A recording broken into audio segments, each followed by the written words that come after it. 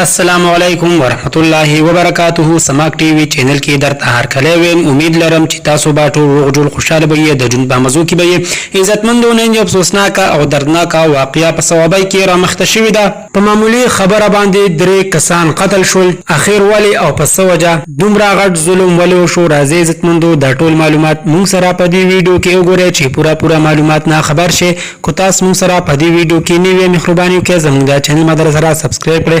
کې وسه ډلې نشان وای چې هریوانی او معلوماتي ویډیو تاسو ته په اسانه سره ملاويږي. عزتمندو الله تعالی دې رحم وکړي. ظلم پسې ظلم، قتل پسې قتل روان دي.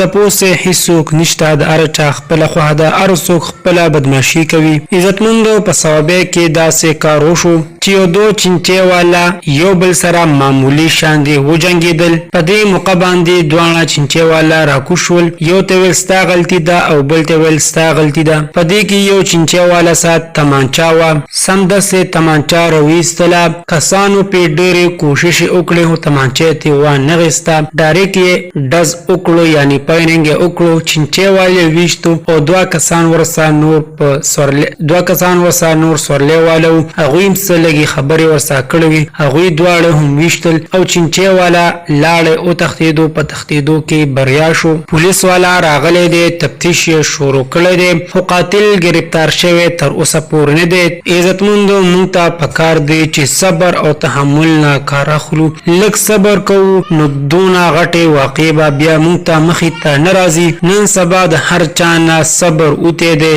په وړا خبره به دومره غټې کارنامې وکړي چې انسان به ورته حیران شي. نو مهرباني وکړئ صبر کوئ. صبر کوونکی کس الله تعالی ته ډېر خوښه او غوره انسان وي. الله دې د مقتولینو ته جنت الفردوس کې اعلی مقام ورکړي او کوروالو ته دې الله تعالی د زړه صبر ورکړي. دوستانو دا واز زموږ د دې وخت نیو معلوماتي ویډیو د نورونی معلوماتي ویډیو لپاره زموږ چینل در سره سبسکرایب کړئ. خو هغه سره ډلای نشان وي چې هروانی معلوماتي ویډیو تاسو ته په اسانه سره ملاويږي. والسلام.